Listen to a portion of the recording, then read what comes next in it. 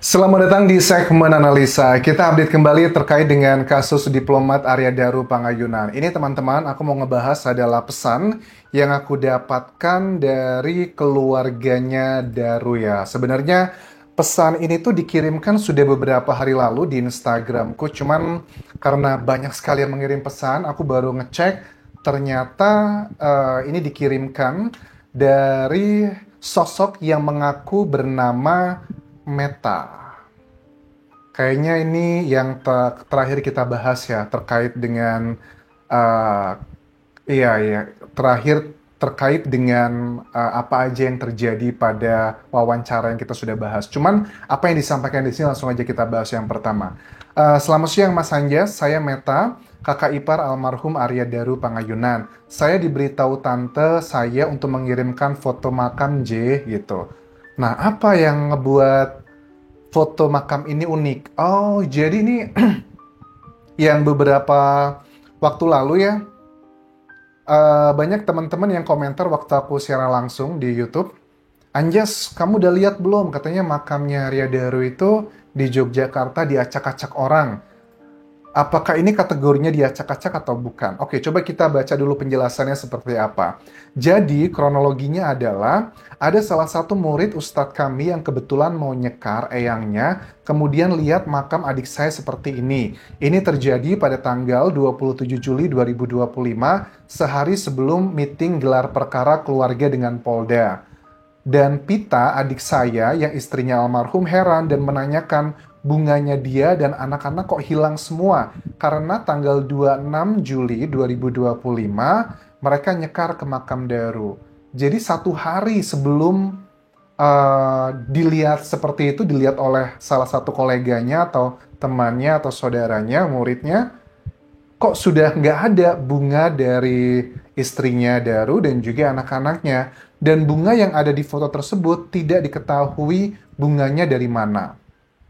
Ini ada bunga juga kan kalau kalian lihat di sini teman-teman. Ini bunganya apa ya?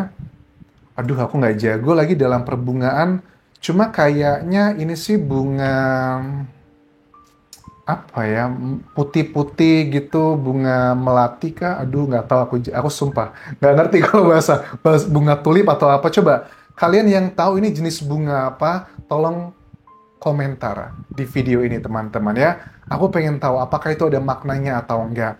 Cuman begini ya, kalau dibilang makamnya diacak-acak, hmm, kayaknya nggak diacak-acak ya. Kalau diacak-acak, aduh, diacak-acak nggak sih ini? Ya, mungkin karena kan pernah ada kasus yang makam diacak-acak di Jogja juga ada karena ada orang iseng kan ya, masalah agama gitu ya, yang makam orang Nasrani diacak-acak gitu kan ya, salibnya dihancurkan dan sebagainya. Tapi kalau ini kan untuk papannya nggak hancur, cuma tanahnya memang agak sedikit kayak acak-acakan begitu. Kalau dibilang ini dihancurkan kayaknya sih enggak ya. Cuma mungkin tanah gundukan atasnya memang agak sedikit kemana-mana. Tapi untuk yang lain-lainnya masih cukup oke. Jadi poinnya adalah dugaanku kalau memang orang tersebut mau menghancurkan makamnya Daru, itu pasti yang ada namanya itu pasti bakal dijatuhin, dipatahin. Itu yang akan signifikan kalau orang tersebut mau melakukan hal tersebut. Tapi kalau ini menurut aku kenapa kok cuma tanah yang di atasnya, yang itu masih awal kan, jadi belum kuat begitu. Itu karena mungkin ada bunga-bunga dari keluarga mendiang, keluarga intinya, yang si orang pelaku ini tahu banget gitu dari istrinya dan juga anaknya, kayaknya nggak rela gitu, dibuang, disingkirkan begitu. Ada interpretasi yang berbeda-beda pastinya. Kalau interpretasi orang yang yakin ini adalah karena keinginannya dari Daru, motifnya begitu.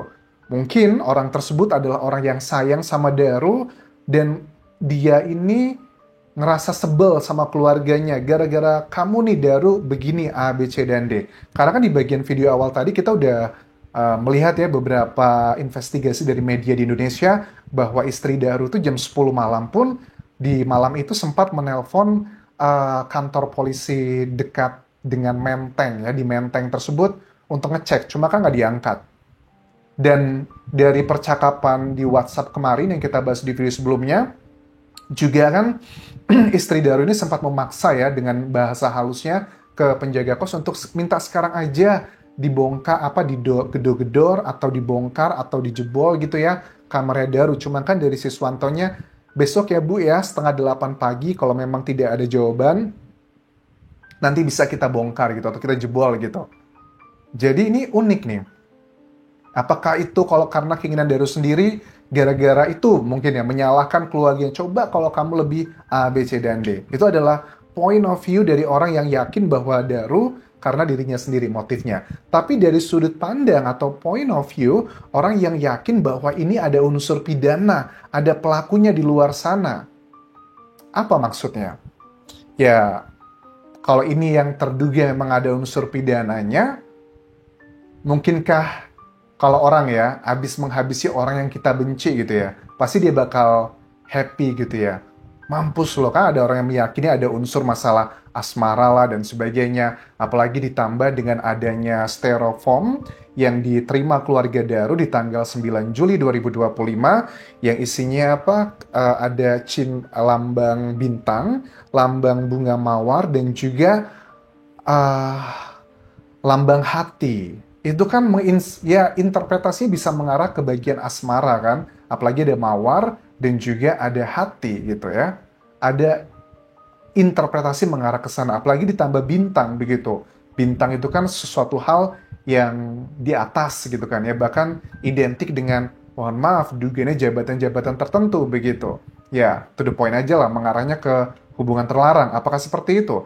Kalau yang meyakini ini adalah karena ada pelaku di luar sana, sepertinya orang tersebut sedang merayakan gitu ya keberhasilannya, kamu sudah nggak ada lagi di dunia ini gitu. Ini interpretasi yang menurut aku juga masuk akal dan penyidik tidak menyampaikan data-data yang kemudian muncul di permukaan. Dan aku yakin data-data ini keluar pasti disengaja dan kemungkinan besar yang mengeluarkan ini adalah dari pihak dekatnya Daru. Karena mereka juga udah desperate gitu ya. Gimana lagi nih untuk mencari keadilan? Karena mereka yakin Daru nggak mungkin melakukan itu apapun alasannya, apalagi lagi excited banget mau pindah ke negara Finlandia gitu kan ya yang banyak banget privilege-nya begitu. Oke. Terus terkait dengan lambang-lambang tersebut ya memang lebih cenderungnya ini berhubungan dengan yang ke hubungan terlarang tersebut. Atau ada interpretasi yang lain teman-teman? Kalau ada silakan kalian interpretasikan lambang bintang, bunga mawar, dan hati tersebut. Kalau aku sih cenderungnya masalah ke asmara tersebut ya. Ya, dengan istri orang dan sebagainya, seperti pengamatan dari beberapa orang yang cukup vokal di media Indonesia, seperti Pak Nikolai, yang mengatakan hal demikian. Terus juga mengenai laptop. Nah, laptop ini aku lihat informasinya dari Tempo ya, yang bilang bahwa ternyata laptopnya Arya yang terhubung dengan WhatsApp tersebut, itu bukan ditemukan di dalam kamarnya. Tapi bukan ditemukan sih, memang ada di kantor Kemlu yang menyerahkan itu adalah kolega-koleganya dari Arya Daru sendiri. Dan itu milik kantor, laptopnya, bukan miliknya Arya pribadi. Cuman, aku nggak yakin, kalau cuma masalah WhatsApp doang, kalau handphone yang nggak ketemu kayaknya belum bisa mengcover semuanya. Apalagi zaman sekarang gitu ya, aplikasi buat komunikasi bukan cuma WhatsApp, ada apa tuh Line. Di Thailand itu aku pakainya Line, WhatsApp itu nggak berguna gitu loh. Nggak pernah ada yang ngechat aku, tapi kalau Line itu urusan kantor, urusan mahasiswa, semuanya ngechatnya lewat Line. Kalau di China itu WeChat ya kalau nggak salah ya. Ya, waktu aku di China juga pakai WeChat buat bayar dan sebagainya. Ada lagi juga berbagai macam aplikasi yang untuk komunikasi private juga banyak sekarang. Bahkan dulu di Indonesia pernah ada pakai aplikasi yang Gojek atau apa gitu untuk komunikasi secara spesial. Atau Cord dan sebagainya, itu juga ada. Jadi kalau cuma WhatsApp doang, terus penyidiknya kan bilang bahwa, ya bukan dari penyidik sih, Kompolnas juga kalau nggak salah sempat bilang ya, bahwa walaupun HP-nya nggak ada, tapi tidak usah khawatir karena sudah ada WhatsApp-nya di laptopnya. Yakin komunikasi cuma satu-satunya pasti pakai itu, apalagi mengingat seorang Arya Daru yang sering mobile internasional, pasti di aplikasinya banyak di handphonenya. Seperti aku jelaskan, di beberapa negara punya kecenderungan menggunakan aplikasi-aplikasi preference yang berbeda-beda. Oke, terus juga terkait dengan karakternya Daru nih, hasil analisa dari banyak orang bilang bahwa terutama keluarga dekat dan juga kolega dekatnya, dia adalah sosok yang perfeksionis tapi tidak pernah mereka melihat adanya gangguan mental. Ini juga sama hasil investigasi dari tim Tempo yang juga datang ke Yogyakarta.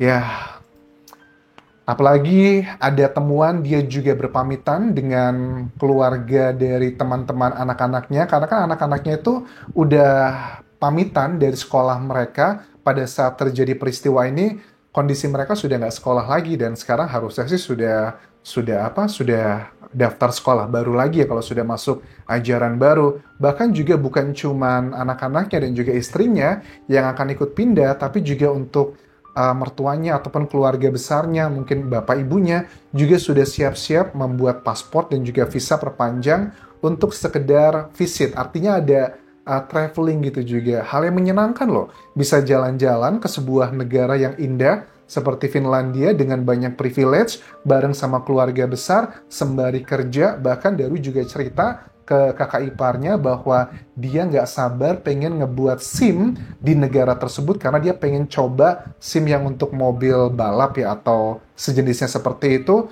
karena dia termasuk orang yang suka sama mobil. Kan kita bisa lihat di postingan sosial medianya ataupun juga di beberapa YouTube channel, dia sempat hadir sebagai bintang tamu untuk mereview mobil, bagaimana kapasitasnya, macam-macamnya. Dia termasuk yang memang pecinta mobil. Jadi orang yang masih se-excited itu dengan hidup, masih pengen melakukan hal yang banyak lagi di hidupnya, apalagi juga punya buah hati, pasti pengen melihat mereka lulus sekolah, mereka melakukan momentum-momentum indah dalam hidupnya, kok dibilang katanya mau mengakhiri diri sendiri. Jadi, I don't know, ini banyak hal yang bisa dibuka peluangnya bahwa ini ada unsur pidananya. Mudah-mudahan penyidik diberikan keberanian dan kekuatan untuk melihat apa yang sebenarnya terjadi dalam peristiwa ini. Ini semua harus diawali dari pihak keluarga. Kalau pihak keluarganya mohon maaf, strateginya hanya diam saja, aku rasa penyidik juga tidak akan begitu ya proaktif, boleh dibilang seperti itu dugaannya. Ya walaupun kalau secara birokrasi pasti akan dibilang mau keluarga itu berbicara banyak atau diam, penyidik pasti akan terus melakukan penyelidikan.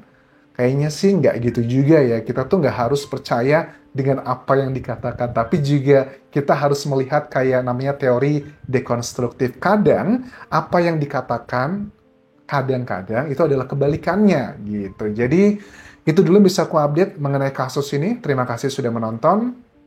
Terima kasih juga untuk keluarga dari yang sudah menghubungiku dan aku masih terbuka kalau memang mau menjadikan channel YouTube ini sebagai media komunikasi untuk menyampaikan hal-hal apa yang menurut keluarga kalau yakin memang ada unsur pidananya, aku dengan senang hati ya untuk menjadikan channel YouTubeku sebagai alat komunikasi. Tapi aku sadar ada banyak media besar di luar sana yang jangkauannya akan jauh lebih luas dan juga dahsyat, yang pasti juga sedang menanti keterangan keluarga. It's okay. Silakan berbicara di media manapun ataupun YouTuber manapun. It would be fine. Sampai jumpa lagi di video berikutnya. Tinggalkan like dan juga komen. Subscribe channel YouTube ini, follow Instagram. Dan terakhir teman-teman, kalau ada info terkini, silakan kirim ke pesan Instagramku. Pasti aku baca semuanya, walaupun tidak aku balas ya. Bye.